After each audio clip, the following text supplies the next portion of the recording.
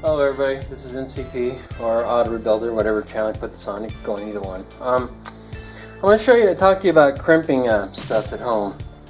Now normally I got a hydraulic crimp and it's at work and all that stuff, but I'm not going to do that because it's too much of a pain in the butt.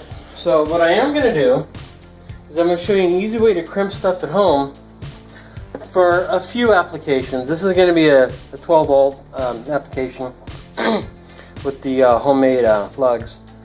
Basically, you can find a nut the size of your desired crimp and make a die of it by cutting the nut in half and putting each side on the lug and then closing your vise on it or applying pressure, however.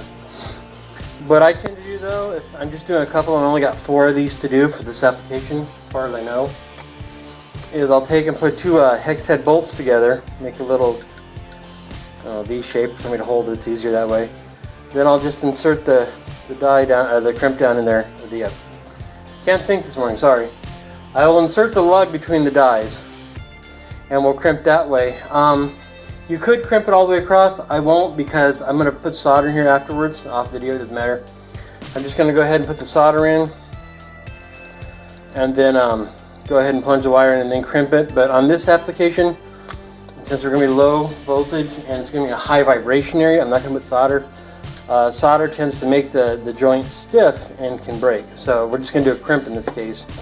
And we're only going to pull probably a maximum of 10 amps on this. So if you pull too much amps on a soldered connection, it can melt the solder and heat up, and that's a bad thing. So we're going to do this. It's going to be in an acid environment near the battery. So we're going to go ahead and put some liquid tape on there, and then heat shrink it to seal it off. Now, I'm not going to do it, but if this was an application that was mission critical where I had to worry about corrosion, I would use the clear heat shrink, and I'll put links to where you can buy this stuff if you want. But we'll go ahead and do that. I'm going to go ahead and crimp this and show you how I do it. I'm not going to crimp it all the way. I'm just going to have a little bit on the side, I hope. So then I can flow solder into it if I wanted to. But like I said, we're just going to do the wire today and crimp that. So let me get that set up. I'll be right back. Alright. Okay, so we're all set up in the vise with the dies on there. Be sure you have your heat shrink on your tube before you go. Boy, if I had a nickel for every time I did that backwards.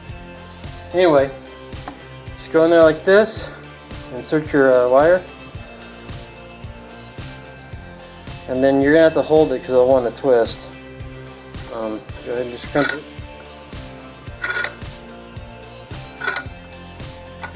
Make sure it's in view there. Sorry.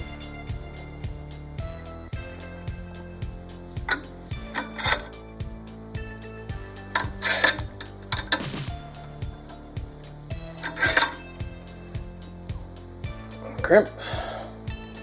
Have a good connection. And pull it off.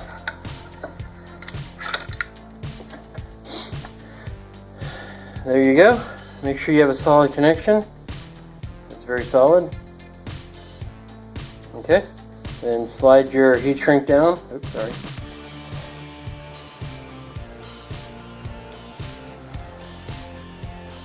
And then you shrink it on. And that's basically it.